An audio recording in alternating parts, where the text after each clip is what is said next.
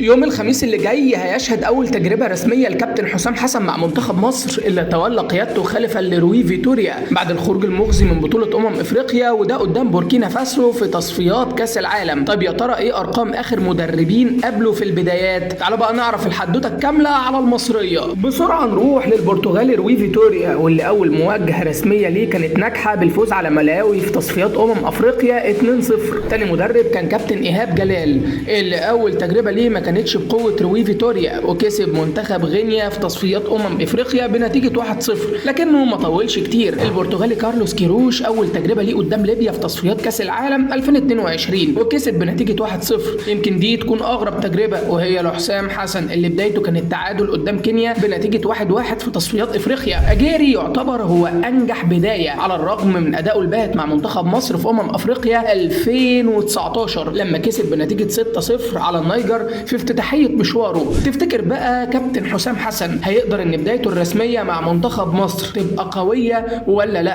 قدام منتخب من المنتخبات المحترمة في افريقيا وهو بوركينا فاسو؟ كلنا بنقول يا رب وبندعي الكابتن حسام حسن ان تجربته دي تنجح. اتوقع بقى نتيجة الماتش في الكومنتات.